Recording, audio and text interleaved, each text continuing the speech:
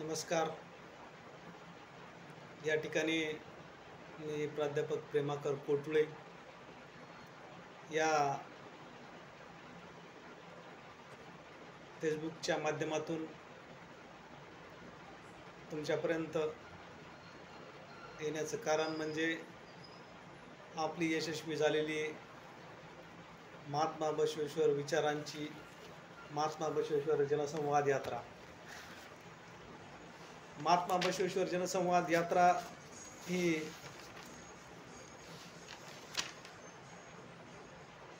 चला विचारांचे प्रबोधन करूया, महात्मा बसवेश्वरांचे विचार गावागावात पोचूया या नावाप्रमाणे 4 ते 5 खेड्यांमध्ये आपण त्या ठिकाणी पोचलेलो आहोत.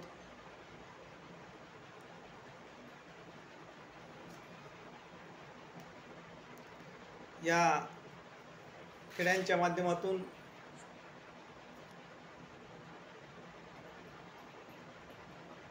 आपण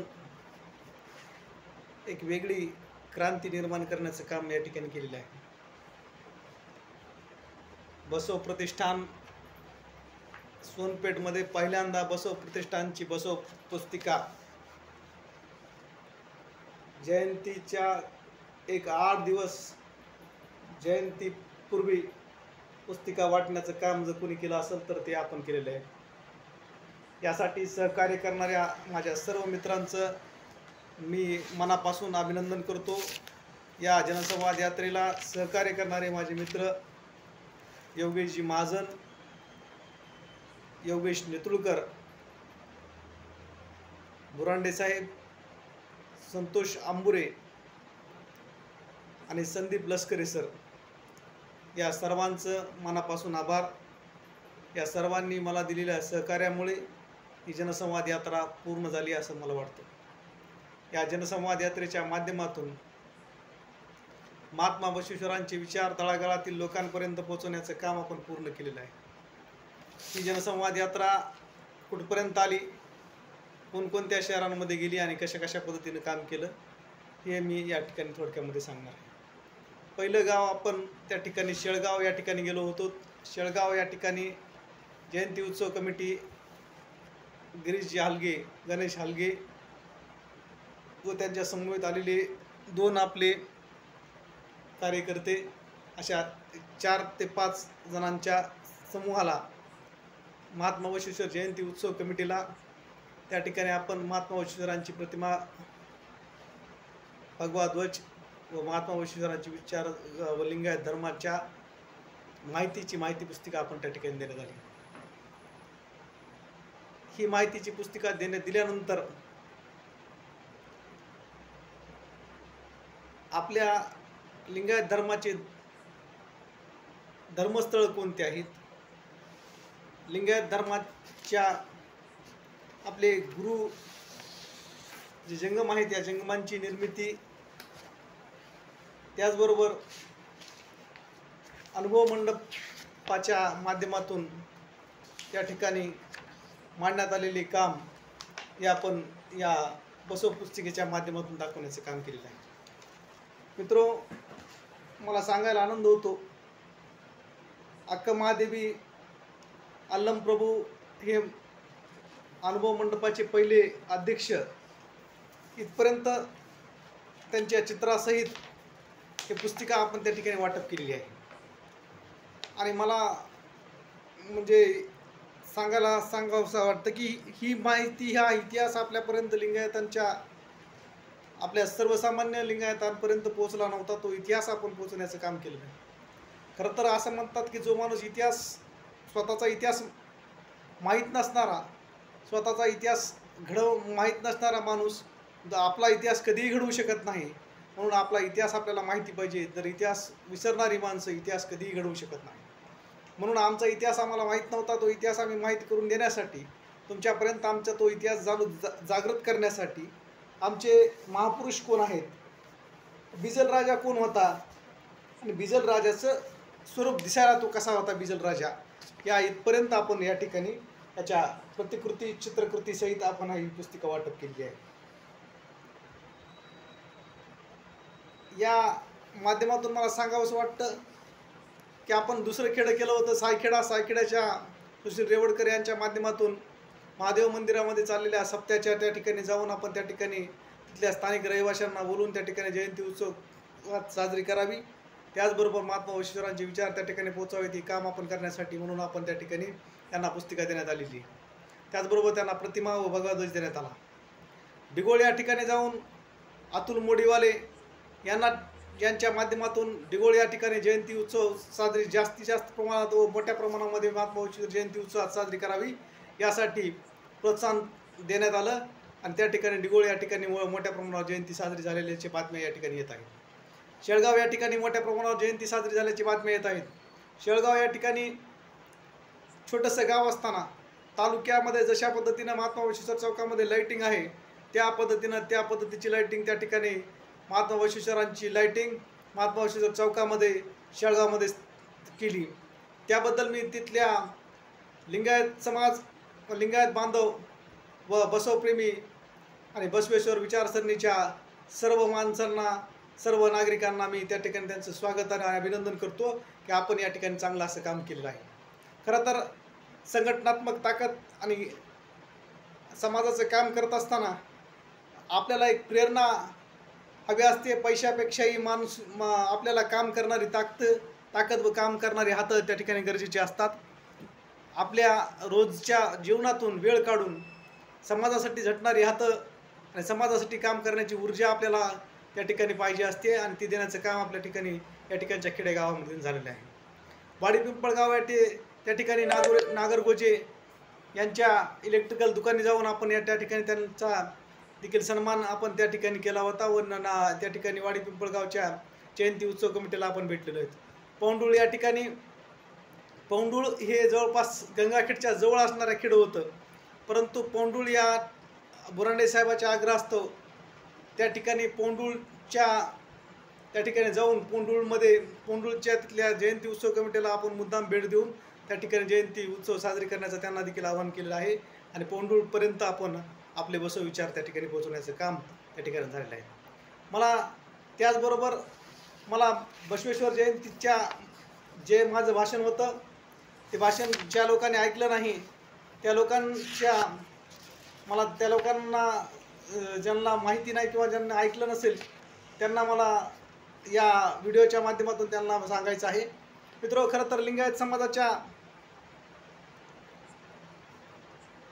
तत्वज्ञानाचं निर्मितीचं केंद्र म्हणजे अनुभव मंडप आहे.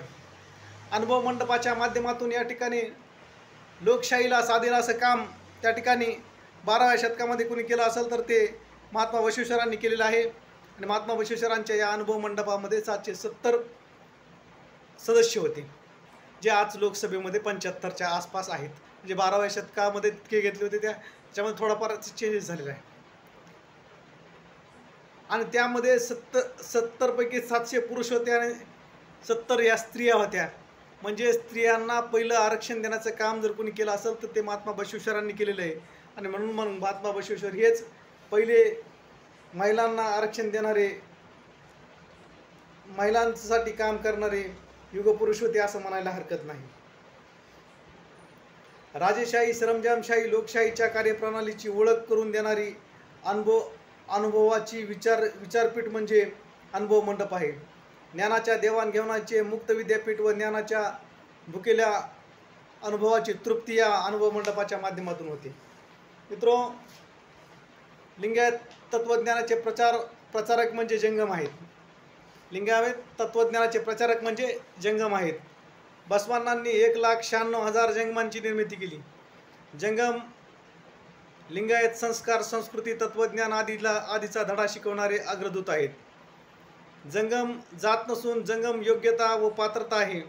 ज्ञानी सदाचारी व त्यांच्या सुज्ञ आचार आहे तोच जंगम असं चन्न बसवानांचं वचन आहे. जंगम धर्म वाहक धर्म व प्रसारक धर्म आहे. तो प्रसारक धर्माचा प्रसारक म्हणून त्या ठिकाणी प्रसार करण्याचं काम या ठिकाणी जंगम यांना दिलेलं होतं. त्याचबरोबर मला या ठिकाणी दुसरी गोष्ट सांगायची आहे.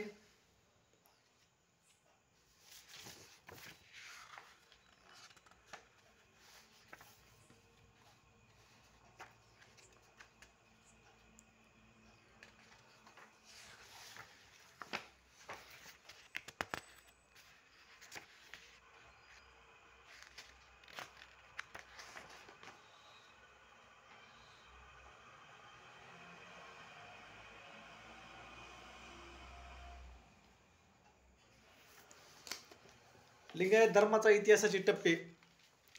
लिंगायत धर्माच्या इतिहासाचे टप्पे बघायला गेले तर पूर्ववत सामाजिक, धार्मिक, आर्थिक व सांस्कृतिक परंपरा व विचारधारे विरुद्ध लिंगायत हा विद्रोही कृतिशील तत्वज्ञानाच्या निर्मितीचा उभारणीचा काळ होता.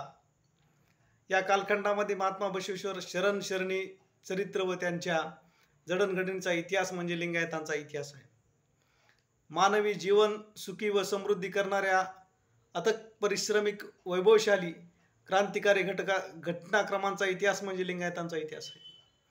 बागेवाडी, इंगेवाडी, कुडल संगम, मंगळवेढा, बसवकल्याण व दक्षिण भारत झालेल्या सामाजिक, सांस्कृतिक, आर्थिक व राजकीय बदलांचा इतिहास म्हणजे लिंगायतांचा इतिहास आहे.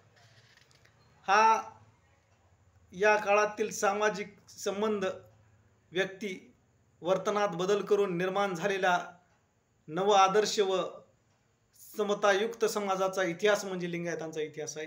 हा आपला लिंगायतांचा इतिहास आहे. हे जे काय मुद्दे मांडलेले आहेत, हे मुद्दे आपल्या या बसव पुस्तिकेमध्ये आहेत. ही बसव पुस्तिका आपण घ्यावी. ज्यांना जिज्ञासा आहे, ज्यांना अभ्यास करण्याची व ज्यांना वाचनाची आवड आहे, त्यांना माझ्याजवळ ही बसव पुस्तिका आहे. त्यांना मी त्या ठिकाणी मोफतमध्ये तर काही नाही, परंतु शुल्क देऊन आपल्याला त्या ठिकाणी विकत घेता येईल. कारण आतापर्यंत आपण मोफत वाटल्या, परंतु आता या ठिकाणी आपल्याला मोफत देता येणार नाहीत. त्याचबरोबर आपल्या लिंगायतांच्या प्रमुख मागण्यांचा निवेदन आपण त्या ठिकाणी राजेदादा विटेकर यांच्या प्रतिनिधित्व स्वरूपामध्ये त्या ठिकाणी दिलेलं आहे. त्या लिंगायतांच्या प्रमुख मागण्या काय होत्या त्या ठिकाणी या ठिकाणी मी वाचून दाखवतो. महात्मा बसवेश्वर चौकात महात्मा बसवेश्वरांचा पुतळा उभा राहावा ही आपण प्रमुख मागणी त्या ठिकाणी केली होती. या मागणीवर संबंध लिंगायत समाजांनी सह्या केलेल्या आहेत व या मागणीचं निवेदन त्या ठिकाणी राजेदादा विटेकर यांच्यापर्यंत पोचलं असेल असं मला म्हणजे पोचलं असेल, कारण आपण त्यांच्यापर्यंत, त्यांच्या प्रतिनिधीपर्यंत ते पोचवलं होतं. त्याचबरोबर आपली दुसरी मागणी अशी होती की महात्मा बसवेश्वर आर्थिक विकास महामंडळाचे कार्यालय तालुका पातळीवर आणण्यासाठी आपल्याला आणावेत, यासाठी आपण शासन दरबारी प्रयत्न करावेत अशी विनंती आपण राजेदादा विटेकर यांना केलेली आहे. त्याचबरोबर महात्मा बसवेश्वर चौकाचे सुशोभीकरण करावे ही देखील मागणी आपण या ठिकाणी केलेली आहे. त्याचबरोबर आपल्या दुसऱ्या आणखीन काही मागण्या होत्या, परंतु त्या मागण्या या राजेशदादा विटेकर यांच्याशी संबंधित नसल्यामुळे त्या मागण्या आपण दुसऱ्या प्रशासकीय अधिकारी त्यांना देण्याचं काम आपण त्या ठिकाणी करायचं आहे. त्याचबरोबर दुसरी अशी एक मागणी जी समाजामार्फत जरी नसली तरी माझी अशी राजेदादाला विनंती आहे की लिंगायत समाजामधील जे होतकरू तरुण आहेत की ज्यांना समाजासाठी काहीतरी काम करण्याची तळमळ आहे आणि जे समाजासाठी झटतात, लढतात, परंतु त्यांच्या पाठीशी आर्थिक पाठबळ नाही आहे, अशांना त्या ठिकाणी आर्थिक पाठबळ देऊन त्यांना राजकीय पुनर्वसन जरी नसलं झालं तरी त्यांना सामाजिक पुनर्वसनासाठी तुमच्या माध्यमातून जर प्रयत्न झाले तर या ठिकाणी हे तरुण त्या ठिकाणी मोठ्या प्रमाणावरती चांगलं काम समाजासाठी व येणाऱ्या काळामध्ये राजकीय कारणासाठी करू शकतात अशी मी त्या ठिकाणी राजेदादांना देखील विनंती करतो. आणि ह्या ठिकाणी माझे जे काही मत मांडायचं होतं ते मत मी मांडलेलं आहे. बसव जनसंवाद यात्रा झाल्यानंतर सोनपेठमधल्या अनेक लिंगायतांना जाग झाली आणि त्यांनी काय काय करायला सुरुवात केली आहे हे मला तुम्हाला सांगायची गरज नाही. आपण एक लिंगायत एक बसव यात्रा काढल्यानंतर काय परिणाम होतात याची जाणीव सर्वांना झालेली आहे. कुणी बोलून दाखवत असेल, कुणी बोलून दाखवत नसेल, कुणी पेपरमध्ये नाव टाकेल, कुणी पेपरमध्ये नाव टाकणार नाही. परंतु आपला इतिहास आणि आपण केलेलं काम हे जनमानसामध्ये पोचलं आहे यात कसलीही शंका नाही. कारण जर नाव आपलं पोचलं नसतं तर येणारा दुसरा कार्यक्रम आणि दुसऱ्या कार्यक्रमांमध्ये आपली चर्चा झाली नसती. त्यामुळे मला दिलेल्या जे सहकार्य करणारे योगेश महाजन, संतोष आंबुरे, संदीप लष्करे सर, बोरांडे साहेब व योगेश नेतुळकर यांचे मी मनापासून आभार मानतो. व या कार्यक्रमामध्ये मला ज्यांनी सहकार्य केलं या खेडेगावातील सर्व तरुण आणि मला प्रत्यक्ष सहकार्य करणाऱ्या सर्व माझ्या बांधवांचे, मित्रांचे मी आभार मानतो आणि माझे 2 शब्द संपवतो. भारत देशा, जय बसवेशा, जय हिंद, जय महाराष्ट्र.